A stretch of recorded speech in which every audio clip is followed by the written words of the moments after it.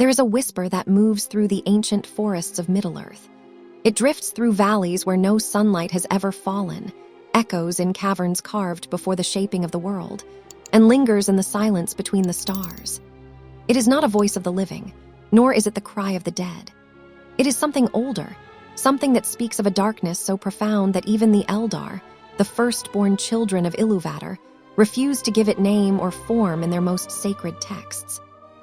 This whisper tells of beings twisted before memory itself took root, creatures born not of the music of the Aenir, but of its corruption. Shapes dragged screaming from light into shadow, remade by hands that sought not to create, but to dominate, to defile, to destroy. These are the Orcs, the foot soldiers of every great evil, the instruments of despair, the endless tide of malice that has plagued the free peoples since the elder days. But what are they truly? Ask the historians of Minas Tirith, and they will tell you they are servants of the enemy, bred in darkness, innumerable and vile. Ask the elves of Rivendell, and you may glimpse something more troubling in their eyes, a hesitation, a flicker of ancient grief. For the Eldar know what the histories do not say. They remember what was purposefully forgotten, and in their longest memories, buried beneath ages of sorrow, lies a truth so unbearable that it was never meant to be spoken aloud. Were the Orcs once elves? Immortal children of starlight, stolen in the night and tortured beyond recognition? Or were they men, fragile newborn waking in a world already poisoned by Morgoth's shadow, enslaved before they ever knew freedom? Perhaps they were neither. Perhaps they were beasts, twisted and grafted into mockery of reason. Or perhaps, and this is the thought that even the wise dared not entertain, they were something far worse. Imagine, if you will, the deep places beneath Utumno, Morgoth's first stronghold in the north. Imagine pits so vast that even the light of Varda's stars could not pierce them. There, in chambers carved from malice and stone, the first Dark Lord labored in secret.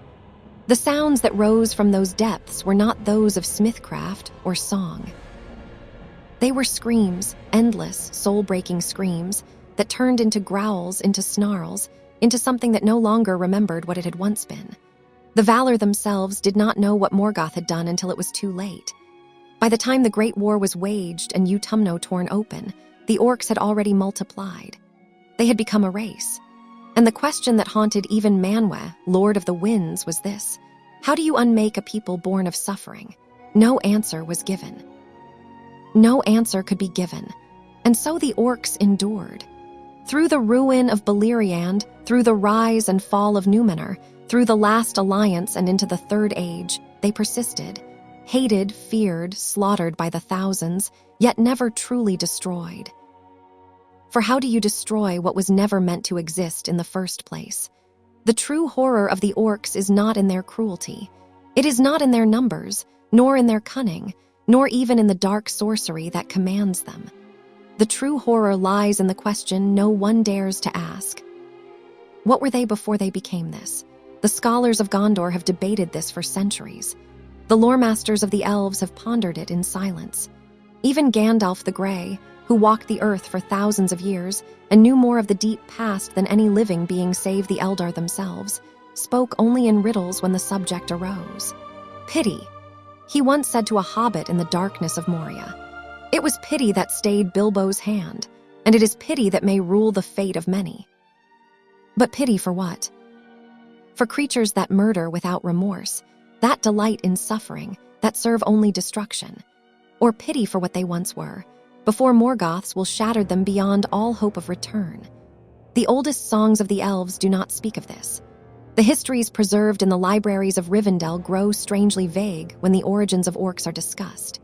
Even the Quenta Silmarillion, the great record of the Elder Days, offers only fragments, theories whispered in grief, possibilities spoken with shame. For to name the truth of the Orcs is to confront a darkness so complete, so irreversible, that it calls into question the very mercy of the One. If the Orcs were made from the firstborn, then immortal souls were not merely slain. They were corrupted, twisted into eternal agony. And if they were made from men, then the gift of Iluvatar, mortality, freedom, the passage beyond the world, was denied them, replaced with endless torment and servitude. Either way, the orcs are not merely monsters. They are victims. And that is the most unbearable truth of all. But if the earliest tales cannot be trusted, if even the wise do not agree, if Tolkien himself, the chronicler of these histories, changed his mind again and again about what the orcs truly were, then what truth lies beneath the first lie? What secret was so dark that it had to be hidden even from those who fought against it? To understand the orcs, one must first understand the nature of record-keeping in Middle-earth. For unlike the world of men, where history is written by victors and rewritten by conquerors, the chronicles of the Eldar were meant to be eternal, imperishable, woven into song and memory so that nothing, no matter how terrible, could ever be forgotten. And yet, when it comes to the orcs, the records fail. Not through time, not through loss, but through choice. The elves, who recorded the deeds of the valor and the shaping of Ardo itself, who preserved the names of every star and the lineages of every king, deliberately left the origins of the orcs shrouded in ambiguity. Where one manuscript claims they were corrupted elves, another suggests men. Where one loremaster insists they were bred from beasts, another proposes they were spirits bound in flesh by dark sorcery. Why the contradiction? Because even the firstborn, the children of Iluvatar who saw the light of the two trees and dwelt in Valinor itself, could not bear to name what had been done. The truth was too cruel. Consider the words of Pengalod, the great loremaster of Gondolin, who survived the fall of that city and preserved much of the knowledge of the First Age. In his writings, he speaks of Morgoth's power to twist and defile, but when pressed on the matter of orc origins, his words become evasive. Some say they were elves taken in the darkness before Orome found the Quendi at Cuivanen, he writes. But others hold that this cannot be, for the children of Iluvatar cannot be so wholly unmade. And then, tellingly, he adds, I will not speak further on this matter, for there are truths too grievous to be set in writing. Too grievous to be set in writing. What does that mean? It means that Pengalod knew. He knew what the orcs had been, or at least what was believed about them, and he chose silence over record. He chose to let future generations wonder, rather than burden them with knowledge that could not be borne. This was not cowardice. It was mercy. For to fully understand the origin of the orcs is to stare directly into the greatest crime ever committed against the children of Iluvatar. A crime so monstrous that even Morgoth's other atrocities pale in comparison. The theft of Silmarils, the poisoning of the two trees, the ruin of Beleriand, all of these are acts of destruction. But the making of the orcs is something worse. It is the corruption of creation itself. The valor could heal wounds.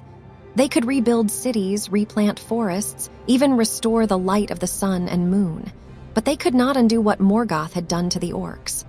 Why? Because whatever process he used, whether it was slow torture over centuries, or dark sorcery woven into flesh, or the binding of tormented souls into twisted forms, it was irreversible. The orcs could not be saved, and that is why the elves refused to write the full truth. To record it would be to admit that Morgoth had achieved something the valor could not counter. It would be to acknowledge that some evils cannot be undone, some wounds cannot be healed, some victims cannot be rescued. Even Manwë, the elder king who commanded the hosts of the Valor in the War of Wrath, never decreed the extermination of the orcs. Why not? Surely, if they were mere beasts, mere constructs of evil, they could be eradicated without moral consequence. But they were not treated as beasts. They were treated as fallen beings, pitiable, yes, but not innocent. Dangerous, yes, but not soulless. The ambiguity was intentional, because to declare the orcs wholly evil would mean admitting they had souls to corrupt, and to admit they had souls would mean confronting the fact that those souls were still suffering, still trapped, still beyond redemption. This is the great unspoken horror of the legendarium, the possibility that every orc slain in battle was not merely a servant of darkness destroyed, but a corrupted child of Iluvatar, still dimly aware, beneath layers of torture and conditioning, of what it had once been. Frodo understood this, even if he could not articulate it. Standing in the heart of Mordor, watching the great armies of Sauron march past, he whispered to Sam, "The shadow that bred them can only mock, it cannot make, not real new things of its own." But what if that is not entirely true? What if Morgoth did make something new, not by creation, but by such complete and utter ruination that the original form became unrecognizable? What if the orcs are not imitations of life, but life itself, shattered and reshaped into nightmare? Then every orc is a tragedy, and every battle against them is not a victory of good over evil, but a mercy killing of the damned. The Eldar knew this. They felt it in their hearts every time they faced orcs in battle, and so they chose not to write it down. They chose to let the origins remain a mystery, cloaked in rumor and half-remembered fragments, for some truths are too dark to be preserved. And yet, in the oldest songs of sorrow, sung only in the hidden halls of Rivendell and the Grey Havens, a forbidden possibility emerges. A possibility that will shatter everything we thought we knew. Before the sun rose, before the moon was set in the sky, before the world knew the warmth of Anor or the silver light of Issel, there was only starlight. And in that starlight, the elves awoke.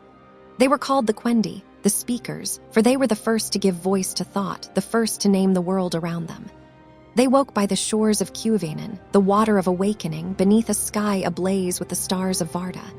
And for a time, a brief, shining moment in the history of Arda, they knew only wonder.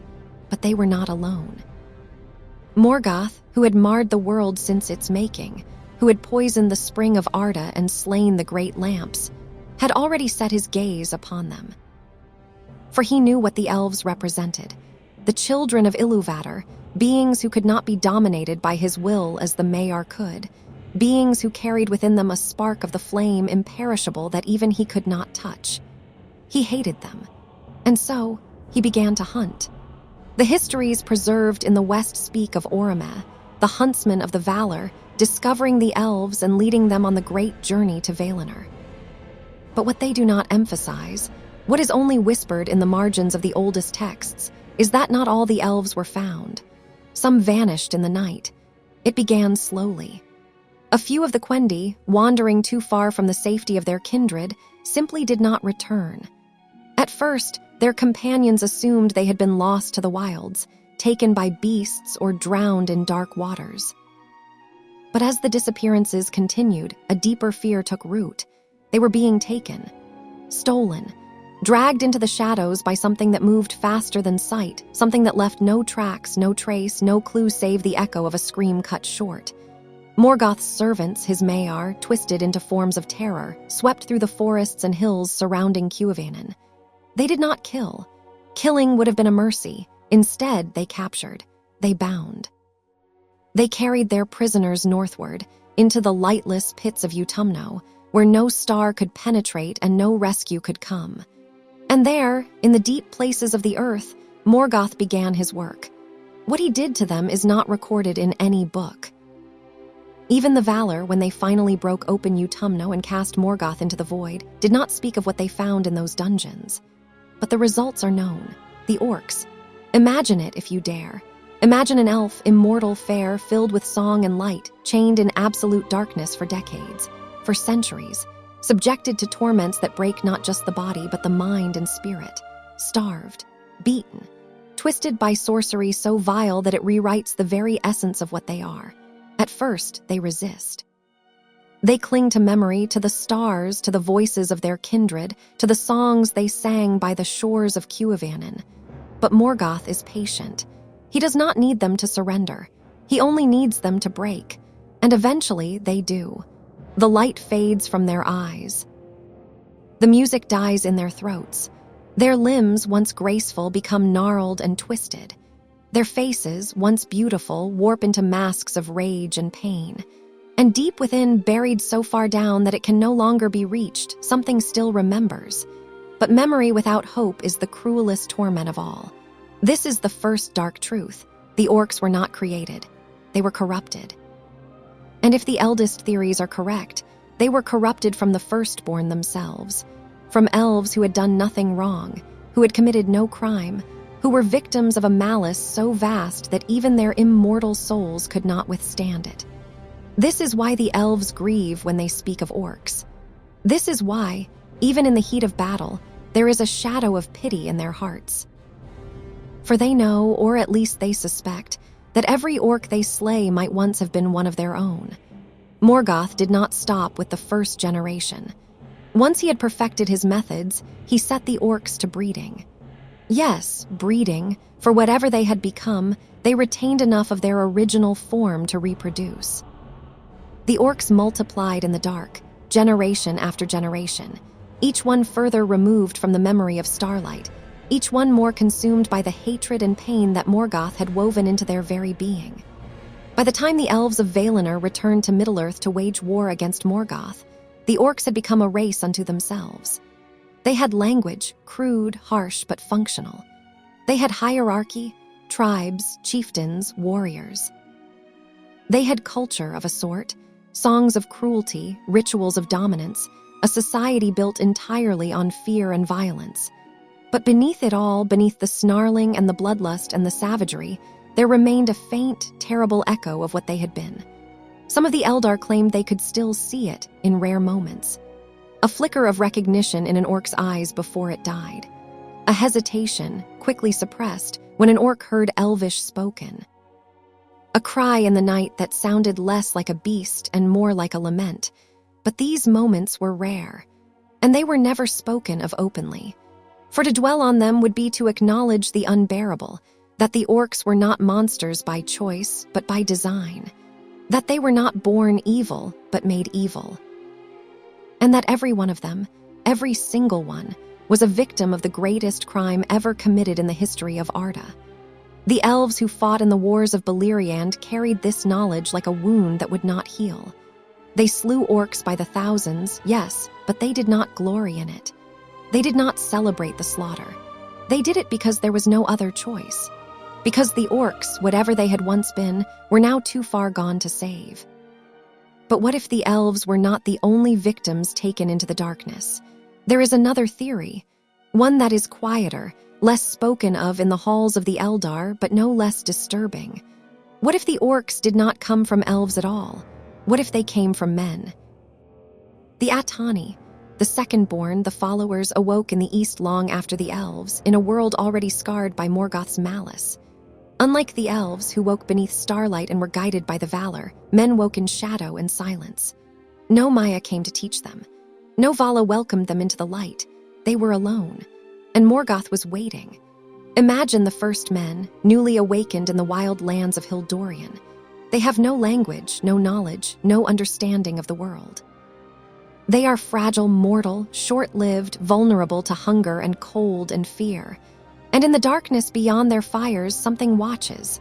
Morgoth does not reveal himself immediately. He is cunning.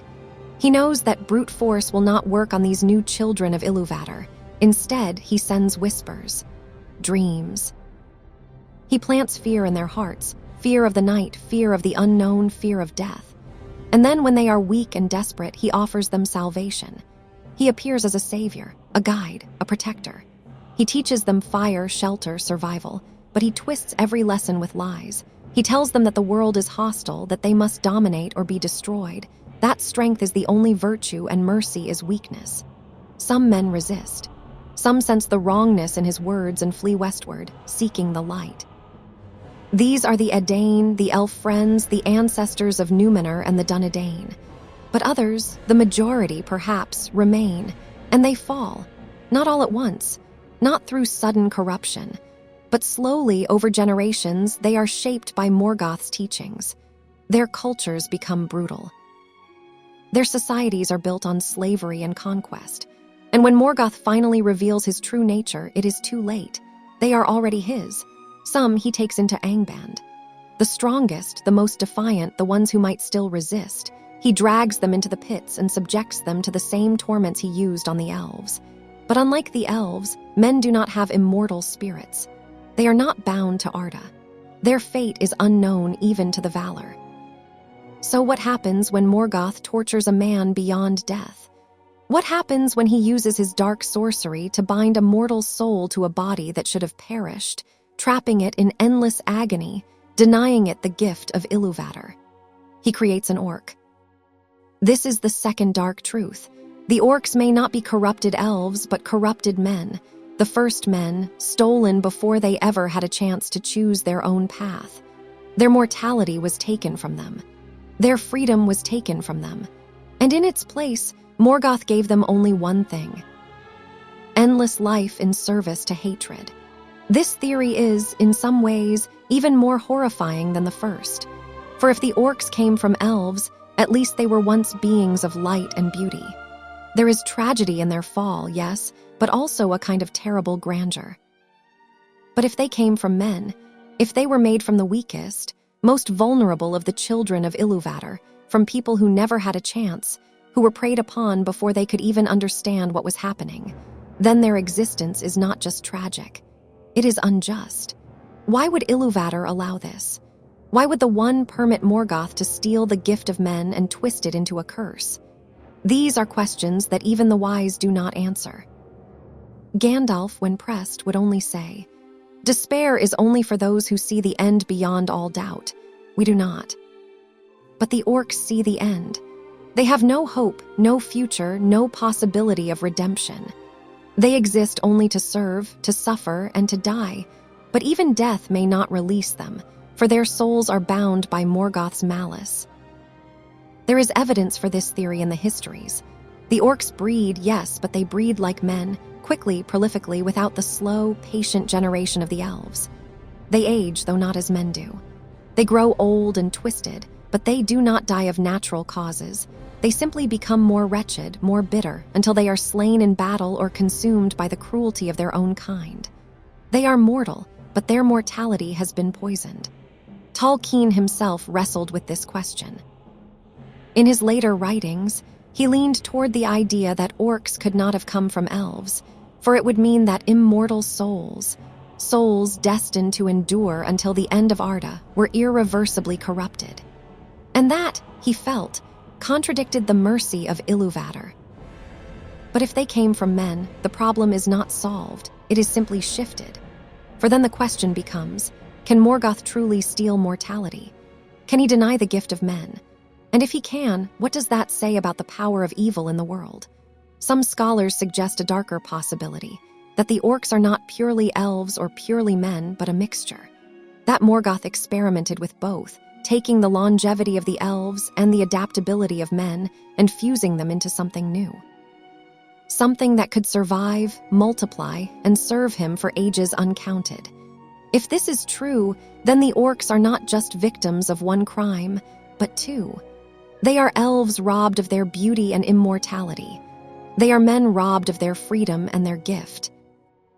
They are the ultimate expression of Morgoth's hatred for the children of Iluvatar, a walking blasphemy against everything the One intended. And yet, even in this, there is something the histories do not say. For if orcs came from elves or men, or both, then they are still, in some distant, broken way, people. Which means that every orc slain is not just the destruction of a monster. It is the extinguishing of a life that was stolen before it ever had a chance to be lived. Yet some scholars whisper of origins even older than elves or men. Not all of Morgoth's experiments were subtle. Not all of his creations were born of sorcery and slow corruption. Some were forged in violence and blood, shaped not from spirit but from flesh. There is a third theory, one less spoken of because it is less tragic and more grotesque. One that strips away the mythic sorrow and replaces it with something colder, more clinical. What if the orcs were bred, not metaphorically, not spiritually, but literally crossbred, grafted, and twisted from beasts and other creatures until something resembling reason emerged from the chaos? Morgoth was not just a torturer of souls. He was also a corrupter of nature itself. The great wolves of Angband, the dragons, the fell beasts of the sky, all of these were his work. He took the creatures of Yavanna, the giver of fruits, and remade them into instruments of terror. He perverted the lions into wargs, the eagles into hunting horrors, the serpents into dragons of malice and fire. Why, then, would he not do the same with the peoples of the world? The oldest drafts of the Legendarium, The versions Tolkien wrote and rewrote in his final years contain hints of this. Notes scrawled in the margins of manuscripts, fragments of ideas never fully developed. In one, he suggests that orcs might have been derived from beasts of human-like shape. In another, he speculates that Morgoth might have taken primitive creatures, things that walked upright, but had not yet achieved true sentience, and forced them into unnatural evolution. Imagine it. Imagine Morgoth in the pits of Utumno, surrounded not by elves or men, but by animals. Apes, perhaps, wolves, creatures with just enough intelligence to be molded, just enough instinct to be weaponized. He breeds them, generation after generation, selecting for size, for aggression, for endurance. He uses sorcery to accelerate their development, to force their throats into speech, their hands into grasping, their minds into something resembling thought. But it is not true thought. It is mimicry. A hollow intelligence, capable of language but not of reflection, capable of obedience but not of free will. This is the third dark truth. The orcs may not be fallen elves or twisted men. They may be animals, shaped into the mockery of personhood. And if this is true, then everything changes. For if orcs are beasts, then they have no souls, no capacity for redemption, no tragic past to mourn. They are simply tools. Living weapons, created for one purpose and one purpose only, to serve the will of their master. This theory would resolve many of Tolkien's theological concerns. If orcs have no souls, then Iluvatar's mercy is not called into question. If they are beasts, then slaying them is no different than slaying a rabid wolf, a necessity, not a tragedy. It would mean that the elves and men who fought them were not complicit in the destruction of corrupted kin, but merely defending themselves against a manufactured threat. But it raises other questions. If orcs are beasts, why do they speak? Why do they have culture, crude as it is? Why do they form tribes, worship dark powers, remember grudges, and even in rare cases, show something resembling fear or affection? Beasts do not do these things. Unless, of course, they are not purely beasts. There are darker suggestions in the lore, whispers that Morgoth did not work with animals alone, that he took beasts and mixed them with elves or men, that he performed vile experiments in crossbreeding, blending the physical resilience of animals with the intelligence of the children of Iluvatar. The result would be something neither beast nor person. A hybrid creature, caught between instinct and reason, capable of speech but not of wisdom, capable of emotion but not of empathy. And this, perhaps, is the worst possibility of all, for it would mean that orcs are not entirely soulless. That buried deep within their twisted bodies, beneath layers of animal rage and conditioned hatred, there is a flicker of something more, not enough to save them. Not enough to redeem them, but enough to suffer, enough to know, however dimly, that they are wrong. Saruman understood this. In the later years of the Third Age, when he turned to darkness and began breeding his own orcs in the caverns beneath Isengard, he did not rely on sorcery alone. He crossbred them with men, creating the Uruk-hai, creatures stronger and more intelligent than any orc before them. But even the Uruk-hai were slaves. Even they, for all their strength and cunning, were incapable of true free will. They followed orders. They served. They killed. And when they were no longer useful, they were discarded. This is the horror of the beast origin theory. It does not remove the tragedy. It only makes it more pointless. For if the orcs are bred from animals, then they are victims not of corruption, but of creation itself. They exist only because Morgoth willed it. They suffer only because suffering is what they were made for. There is no fall from grace, no lost innocence, no hope of restoration. There is only existence, brutal, joyless, and unending. But Morgoth's deepest craft lay not in flesh, but in the bending of the soul. There is a dimension to evil that is rarely spoken of, even in the chronicles of the wise. It is not the evil of the sword, nor the evil of the flame. It is not the destruction of cities or the slaughter of innocents, though these are terrible enough. It is the evil of dominion, the power to break not just the body, but the will itself. Morgoth was the mightiest of the Aenir, second only to Manwë in power, and in his rebellion he poured more of his essence into Arda than any other being. He did not merely shape the world, he infected it. His malice seeped into the stones, the waters, the very air. And with that malice came a terrible gift, the ability to dominate the minds and souls of those weaker than himself. This is the fourth dark truth. The orcs are not just physically corrupted. They are spiritually enslaved. It is not enough to say that Morgoth tortured elves or men into becoming orcs. Torture can break a body. It can even break a mind. But the spirit, the Fa, as the elves call it, is another matter. The spirit is the essence of a being, the part that endures beyond death, the part that belongs to Iluvatar alone. And yet Morgoth found a way to chain it. How he did this is one of the great mysteries of the Legendarium. Even the Valar, who knew Morgoth as Melkor before his fall, did not fully understand the extent of his power. But the evidence is clear. The orcs are not free. They cannot choose to rebel. They cannot choose to flee. Even when their masters are destroyed, even when the Dark Lords fall and the armies scatter, the orcs do not seek redemption or peace. They seek only a new master. This is not because they are inherently evil. It is because they are incapable of self-determination. Morgoth did not just twist their bodies. He rewrote the fundamental nature of their existence.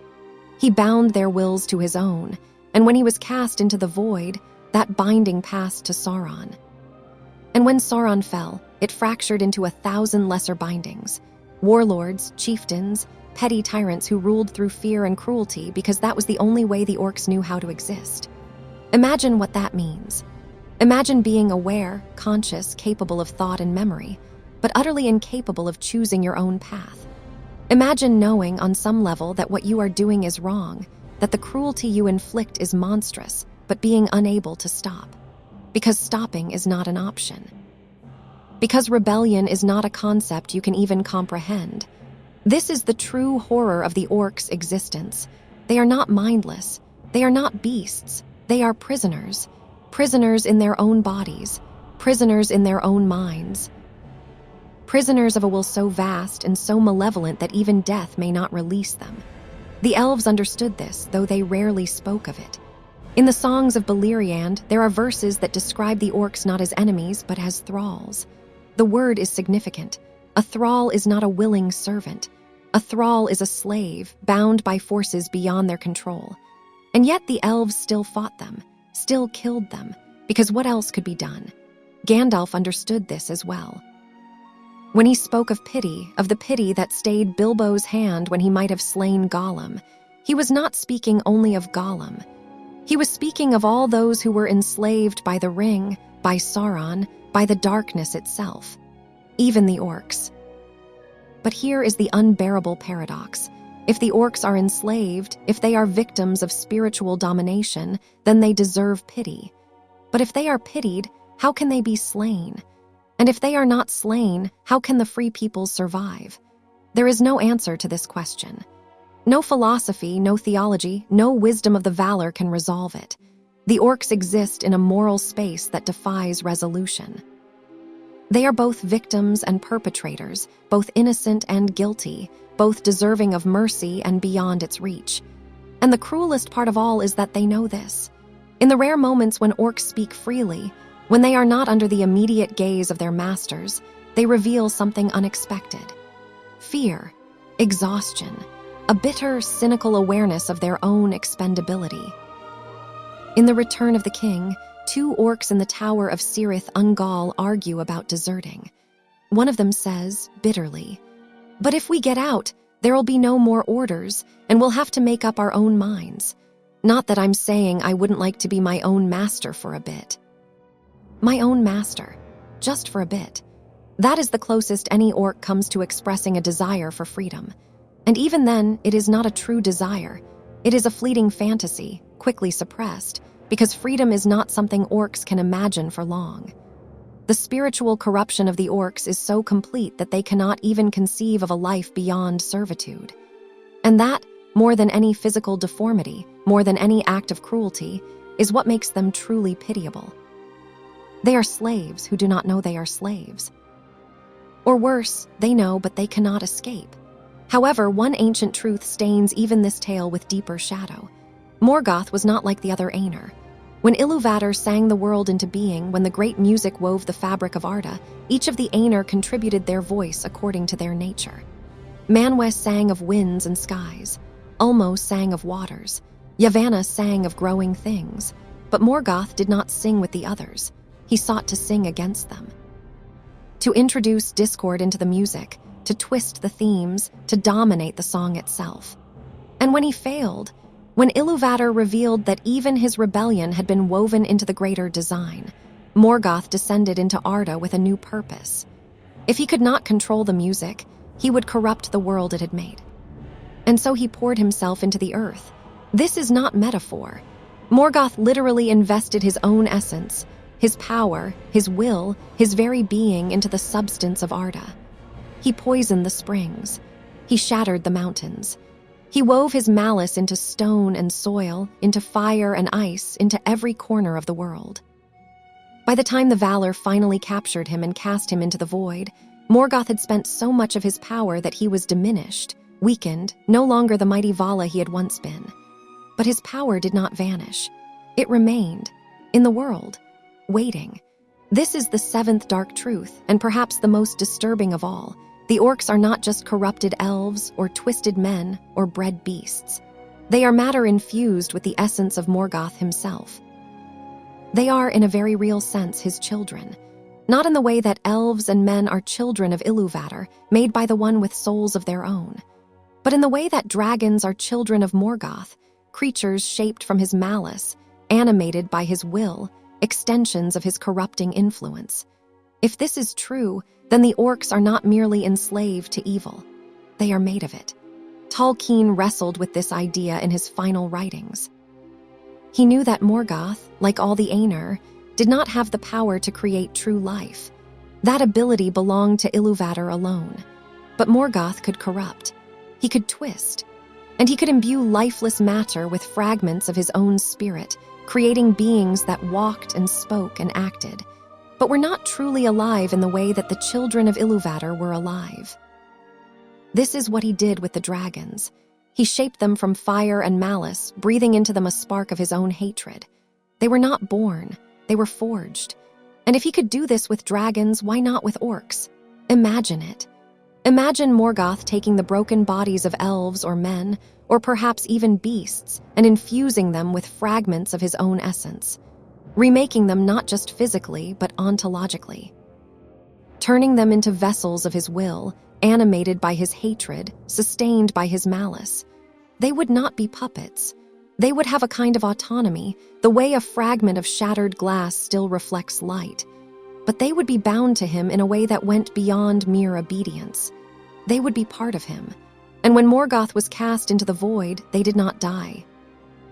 Because his essence was still in the world, scattered, diluted, but present. Sauron understood this. He was Morgoth's greatest servant, and he knew how to harness the residual malice his master had left behind. When he forged the One Ring, he poured his own essence into it, binding his will to the gold. And in doing so, he followed Morgoth's example, diminishing himself, but extending his power across the world. The Orcs, already infused with Morgoth's essence, were easily dominated by Sauron. They recognized in him an echo of their first master. And when Sauron fell, his own essence, bound into the ring, shattered and dispersed, leaving the Orcs leaderless, purposeless fragments of a will that no longer existed. This theory explains much. It explains why Orcs cannot be redeemed. They are not people who have fallen, but constructs animated by evil itself. It explains why they do not seek peace or reconciliation. They are incapable of it, because peace is antithetical to the essence that sustains them. It explains why even the wisest and most merciful of the free peoples never attempted to save them, because there is nothing to save. But it also raises a question that cuts to the heart of Tolkien's mythology. If the Orcs are made from Morgoth's essence, if they are fragments of his corrupting will, then are they responsible for their actions? Can you hold a blade guilty for the hand that wields it? The elves would say yes. They would say that even if the Orcs are tools of Morgoth, they still commit atrocities, still choose cruelty over mercy, still delight in suffering. And therefore they must be opposed. But Gandalf, who walked in the world longer than any save the elves, who saw more of its sorrow than any other, Gandalf would hesitate. He would remember Gollum, another creature warped by evil. He would remember the pity that saved Middle-earth. And he would wonder, if the orcs are made of evil but did not choose to be made, are they not victims as much as villains? There is no answer, only a terrible, lingering sadness. For if the orcs are fragments of Morgoth, then every one of them is a scar on the world, a wound that will not heal until Ardo itself is remade. They are the price of Morgoth's rebellion, living proof that evil, once introduced into the world, cannot be simply erased. It can only be endured. But if Morgoth shaped their kind who perfected them after his fall. When Morgoth was cast into the void at the end of the First Age, the orcs did not vanish. They scattered, leaderless and broken, but they endured. They fled into the dark places of the earth, deep caverns, hidden valleys, the roots of mountains. And there they waited for a new master. That master was Sauron the deceiver, Sauron the cruel. Sauron, who had been Morgoth's most trusted lieutenant, who had learned all his master's arts of domination and corruption. But Sauron was not Morgoth. He did not have the raw, overwhelming power of the first Dark Lord. What he had instead was cunning. And with that cunning, he did something Morgoth never could. He perfected the orcs. This is the eighth dark truth. The orcs as they appear in the Third Age, organized, militarized, capable of strategy and discipline, are not Morgoth's creation. They are Sauron's. Morgoth's orcs were chaotic. They were savage, driven by rage and pain, little more than beasts with speech. They fought in vast, undisciplined hordes, overwhelming their enemies through sheer numbers and ferocity. But they had no order, no structure, no ability to coordinate beyond the crudest level. Sauron changed that. He took the scattered remnants of Morgoth's armies and rebuilt them. He organized them into legions, hierarchies, chains of command. He bred them selectively, creating new strains, larger, stronger, more intelligent. He taught them tactics, logistics, the arts of war that turned them from a rabid mob into a true military force. The orcs of Mordor were not like the orcs of the First Age. They marched in formation. They built siege engines. They used supply lines, reconnaissance, strategic planning. They were still cruel, still vicious, still utterly without mercy, but they were effective, and that made them far more dangerous. Sauron's greatest achievement was the creation of the Uruk-hai, orcs bred with men, or perhaps with something else, creatures that stood taller than any orc before them, that could endure sunlight without pain, that possessed intelligence and strength far beyond their predecessors. They were Morgoth's vision, refined. Morgoth had created slaves. Sauron created soldiers, but the perfection came at a cost. For in making the orcs more useful, Sauron also made them more aware. The Uruk-hai, unlike the lesser orcs, knew they were being used. They resented their masters even as they served them. They fought not out of loyalty, but out of fear and necessity. And when Sauron fell, when the eye was extinguished and the tower collapsed, they did not mourn. They fled, because they were not loyal. They were bound. Sauron understood what Morgoth had not, that the orcs could never truly be trusted. They had to be controlled. And so he built systems of control, overseers, captains, the Nazgul, and above all, the ring. The one ring into which he poured his will allowed him to dominate not just the orcs, but all beings susceptible to his influence. The orcs were his tools, his weapons, his means to an end. And when the tools broke, he simply forged new ones. This is the cold, pragmatic evil of Sauron. He does not hate the orcs. He does not love them. He does not even think of them as beings at all. They are resources, units in an army, expendable. In the siege of Minas Tirith, thousands of orcs died. In the Battle of the Pelennor Fields, their bodies were piled so high that the cavalry of Rohan had to ride over mounds of corpses. And Sauron did not care. He had more. He always had more. Because orcs breed quickly. Because they are easily replaced. This is what Sauron perfected, not the individual orc, but the system of orcs, the infrastructure of evil, the logistics of conquest. Morgoth created the orcs in rage and hatred. Sauron turned them into an industry, and in doing so, he made them even more pitiable. For Morgoth, at least, was driven by passion. His cruelty was personal. He tortured because he hated. He corrupted because he wanted to dominate. There was a terrible intensity to his evil, a dark fire that, for all its horror, was still a kind of fire. But Sauron's evil was cold. It was efficient. It was the evil of the machine, the assembly line, the bureaucracy of suffering. The orcs under Sauron were not victims of a mad god's wrath. They were victims of a system that treated them as components, as numbers, as things. And perhaps that is the most modern, most chilling aspect of Tolkien's vision of evil, the recognition that the greatest atrocities are not always committed in rage, but in cold calculation. That the most dangerous tyrants are not those who hate, but those who simply do not care. Sauron perfected the orcs, and in doing so, he revealed something about the nature of evil itself. Evil does not need passion. It only needs efficiency. Yet even Sauron's perfection was incomplete. For all his cunning, for all his organization, the orcs remained what they had always been, broken, bitter, and utterly without hope. They fought because they had to. They killed because they were made to. But they did not believe. There was no orcish loyalty to Sauron, no genuine devotion. Only fear, only compulsion.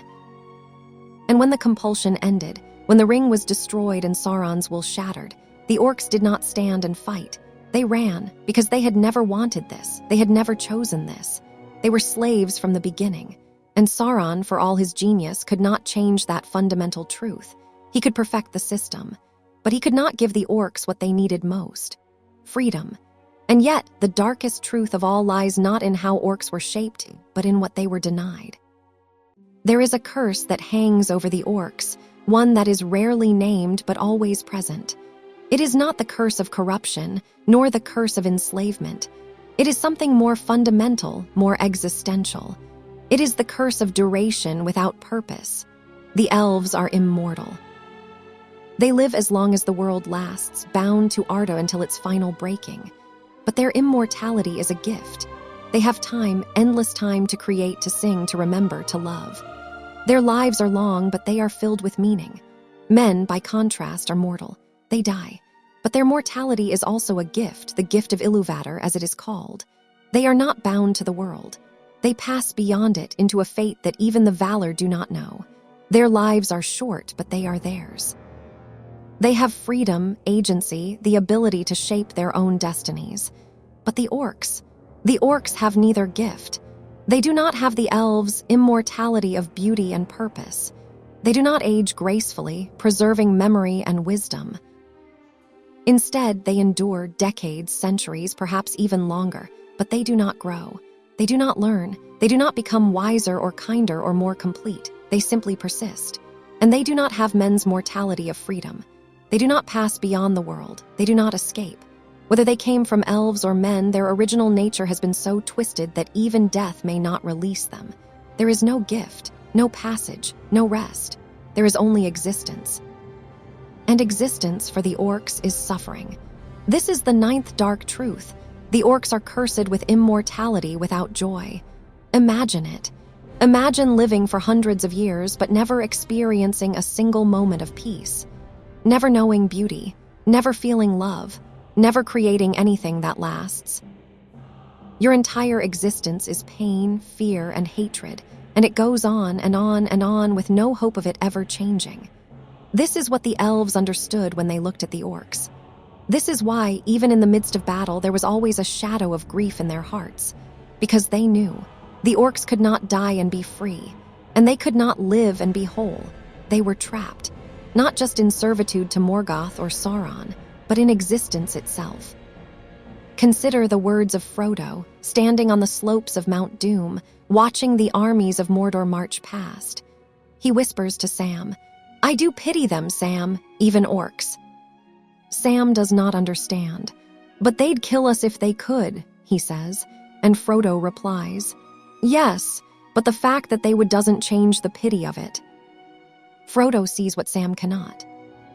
He sees that the orcs are not choosing to be cruel. They are not reveling in evil because they love it. They are trapped in a cycle of hatred and violence that they cannot escape.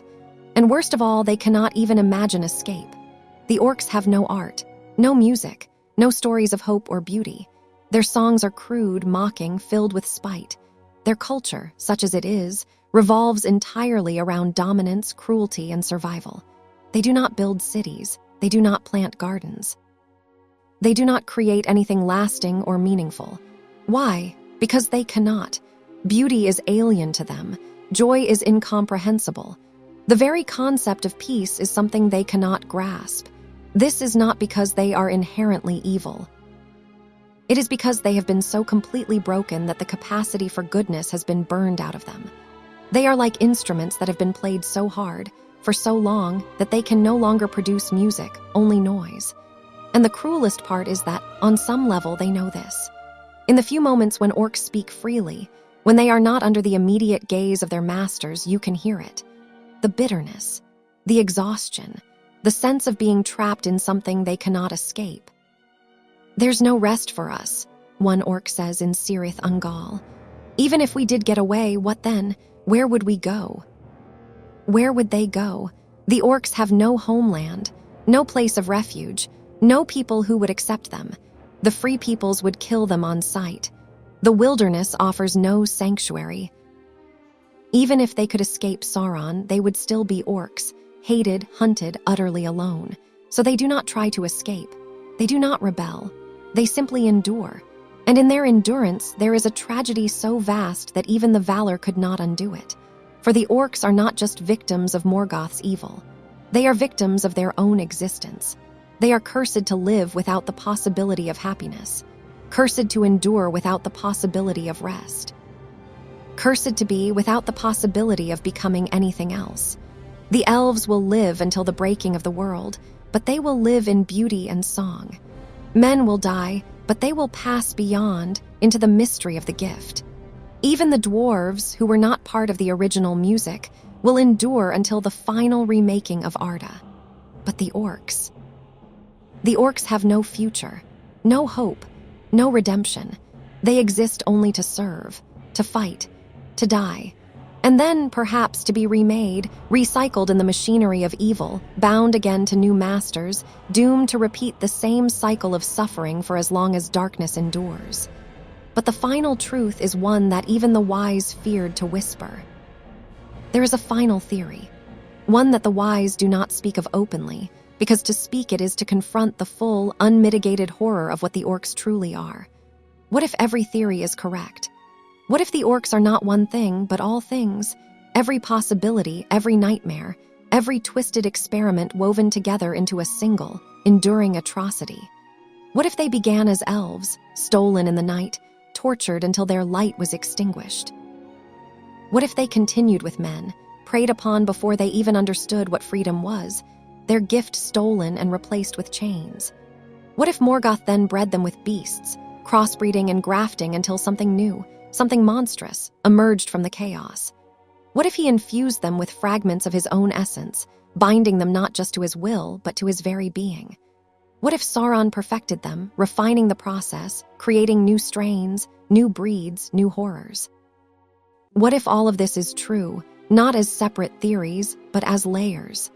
This is the 10th and final dark truth, and it is almost too terrible to name.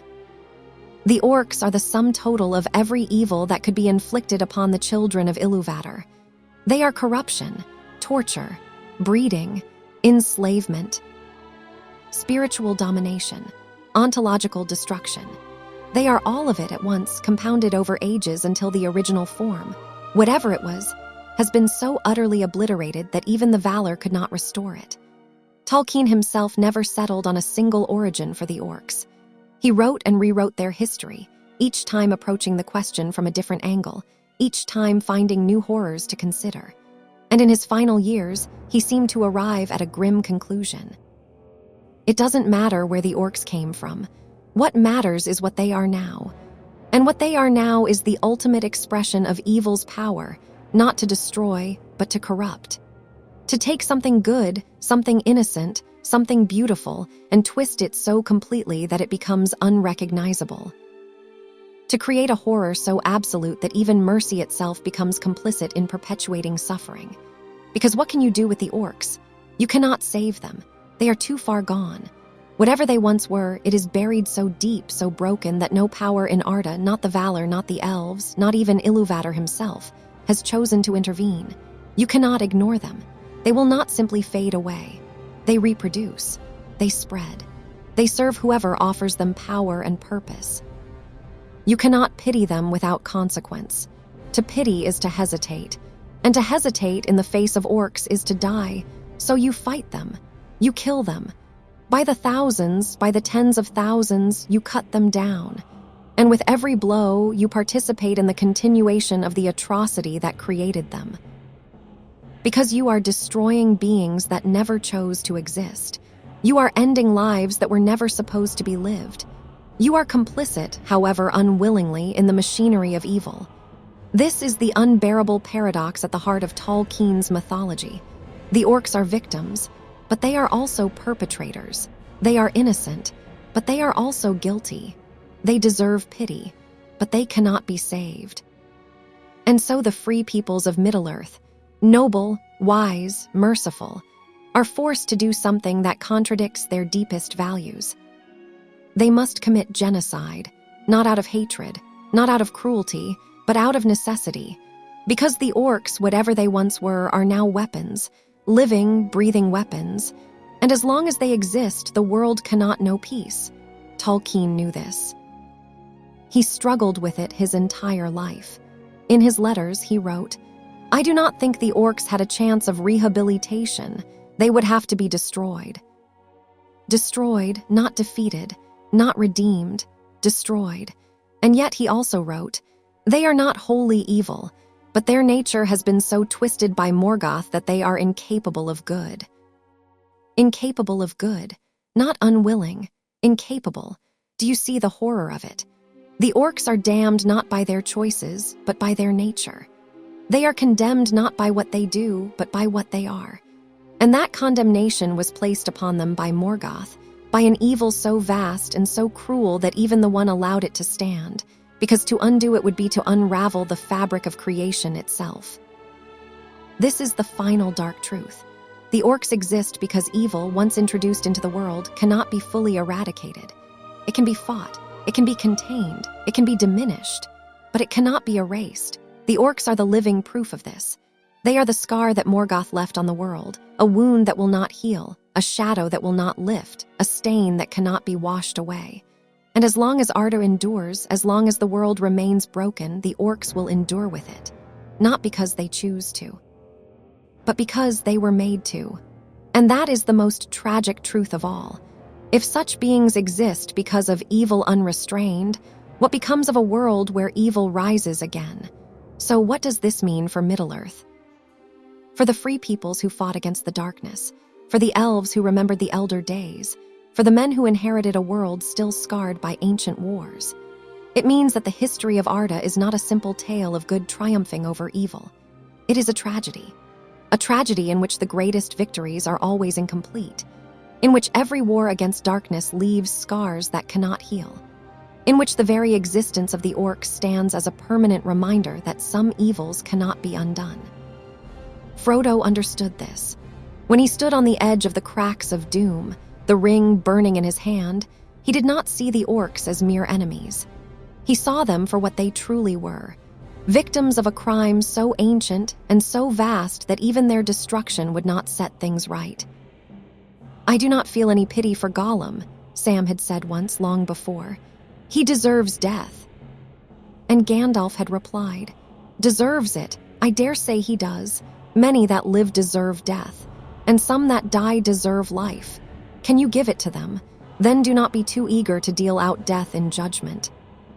Those words apply to Gollum, but they apply in a deeper and more troubling way to the orcs as well. Do the orcs deserve death? By the laws of men, by the justice of the elves, by any moral standard you might apply, yes. They have committed atrocities beyond counting. They have slaughtered innocents, burned villages, enslaved peoples, served the darkest powers in existence. But do they deserve to have been made? No. And that is the question that haunts the legendarium. The orcs are guilty. But they are also victims, and there is no way to reconcile those two truths. The elves tried. They fought the orcs for thousands of years, but they never celebrated the slaughter. They never gloried in it. There was always grief, always a shadow of pity, because they knew.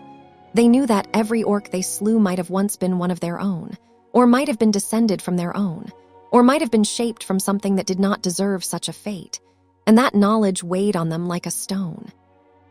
Gandalf carried that knowledge too. He, who had walked the earth since before the rising of the sun, who had seen the wars of Beleriand and the fall of Númenor, who had counseled kings and wizards and hobbits, he never once spoke of the orcs with hatred. He spoke of them with sorrow. Because he understood what the histories would not say, that the existence of the orcs is the greatest moral failure of Middle-earth. Not a failure of the free peoples, but a failure of the world itself. A failure of the Valar, who could not undo what Morgoth had done. A failure of Iluvatar, who allowed such corruption to stand. Or perhaps, and this is the deepest mystery of all, not a failure, but a necessary sorrow. For in the music of the Aenir, even the discord of Morgoth was woven into a greater harmony. And perhaps the existence of the orcs, terrible as it is, serves a purpose that even the wisest cannot see. Perhaps they exist to remind the free peoples that evil is not abstract. It is not distant. It has consequences that endure long after the Dark Lord's fall. Perhaps they exist to teach the hardest lesson of all, that some wounds cannot be healed, that some wrongs cannot be righted, that some darkness once born will endure until the breaking and remaking of the world. And perhaps in that knowledge, there is also a kind of hope. Because if even the orcs, beings so utterly corrupted, so utterly lost, can still evoke pity in the hearts of the wise, then perhaps there is no evil so complete that mercy cannot touch it, even if that mercy can only take the form of sorrow. And so we come to the final darkness, the silence of history itself. Middle-earth is a world of song. From the music of the Aenir to the lays of Beleriand, from the hymns of Rivendell to the marching songs of the Rohirrim, song is the way the peoples of Arda remember, honor, and preserve their histories. But there are songs that are not sung. There are histories that are not recorded. There are truths that are whispered only in the darkest hours and then buried again beneath silence. The origin of the orcs is one such truth. It is not that the knowledge does not exist. The Eldar remember. The wise know. Even the common folk in their hearts suspect. But no great lay has been written about the making of the orcs. No epic verse recounts the tortures of Utumno or the breeding pits of Angband. No song is sung in the halls of men or elves that names the full horror of what Morgoth did. Why? Because some truths are too dark to be given voice. To sing them would be to relive them. To preserve them in song would be to grant them a kind of immortality, not of remembrance but of presence. And the world has enough darkness already. It does not need more. So the elves chose silence, not the silence of forgetting, but the silence of grief too deep for words. And in that silence the orcs endure, nameless, unrecorded, unremembered except as enemies. Their true origin lost, their suffering unacknowledged, their existence reduced to a footnote in the histories of greater powers. This is their final tragedy. They were made to be forgotten, even by those who knew the truth. Middle-earth still bears the scars of Morgoth's rebellion. The lands of Beleriand are drowned beneath the sea. The two trees of Valinor are dead. The Silmarils are lost, one in the sky, one in the earth, one in the depths of the ocean. Everywhere you look, the mark of ancient evil remains, but the deepest scar is not a place. It is not a lost artifact or a ruined city. It is the orcs themselves. They are the wound that will not close, the darkness that will not fade. The reminder that evil, once loosed upon the world, leaves marks that endure long after its source is destroyed. Morgoth is gone. Cast into the void beyond the circles of the world. Sauron is fallen, his power broken, his ring unmade. The great wars are over. The age of elves has ended. The dominion of men has begun. And yet the orcs remain. Scattered, leaderless, diminished, but still there. In the mountains, in the deep places. In the ruins of Mordor and the caverns beneath the misty mountains. They endure. Because evil, once born, does not die. It only changes its shape. Tolkien knew this. He wrote his legendarium in the shadow of 2 world wars, in a century that had seen atrocities on a scale previously unimaginable. He knew that the defeat of a Dark Lord does not erase the suffering that Dark Lord caused. Victory does not heal all wounds. Some scars remain. And some evils, some deep foundational evils, persist long after their architects are gone. The Orcs are a warning, a reminder, a prophecy. They tell us that the world can be saved, yes, but it cannot be made whole, not fully, not while the consequences of ancient crimes still walk the earth. And they whisper a darker truth still, that the same forces that made them, the cruelty, the domination, the breaking of spirits, and the corruption of innocence, are not gone from the world. They are only sleeping, waiting for an unguarded age, waiting for a moment of weakness, waiting to rise again. The story of the Orcs is not finished. It cannot be finished, not while the world endures. For evil once born does not die. It only waits. And in the silence between the songs, in the spaces where history dares not speak, it whispers still. We are here. We have always been here. And we will be here long after your songs have ended.